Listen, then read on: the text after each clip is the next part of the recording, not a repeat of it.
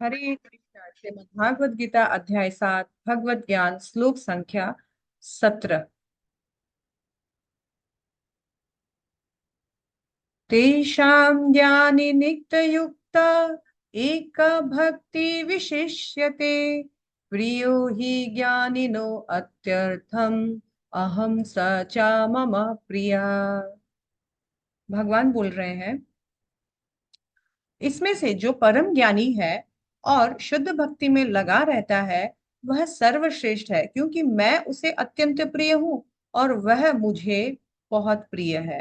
तो ऊपर के जो श्लोक है इसमें बताया गया है कि उन चार जो आर्थ, जिज्ञासु, अर्थाती और ज्ञानी, उन चारों में से तेषाम, उन चारों में से ज्ञानी, वो जो ज्ञानी है वो भगवान बोल रहे हैं सचा मम प्रिय, वो मुझे बहुत प्रिय है। इन चारों सुकृतियों में से वो ज्ञानी जो है वो सर्वश्रेष्ठ है, बेस्ट है। भगवान बोल रहे हैं ऐसा क्यों?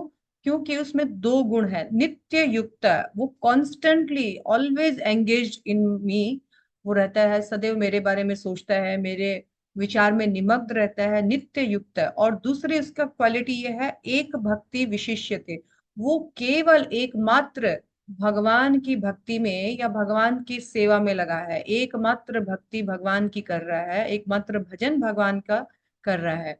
उसके अंदर और कोई दूसरा इच्छा ही नहीं है। वो क्यों कर रहा है? तो ना तो वो स्वर्ग प्राप्ति के लिए कर रहा है, ना तो कोई भौतिक उपलब्धि के लिए कर रहा है, ना मुक्ति के लिए कर रहा है। उसे कोई इच्छा नहीं है, कोई सेल्फ डिजायर के लिए नहीं कर रहा है। बस भगवान, वो भगवान के बारे में और जानना चाहता है, भगवान को प्राप्त करना चाहता है, उस ज्ञान को और समझना चाहता है।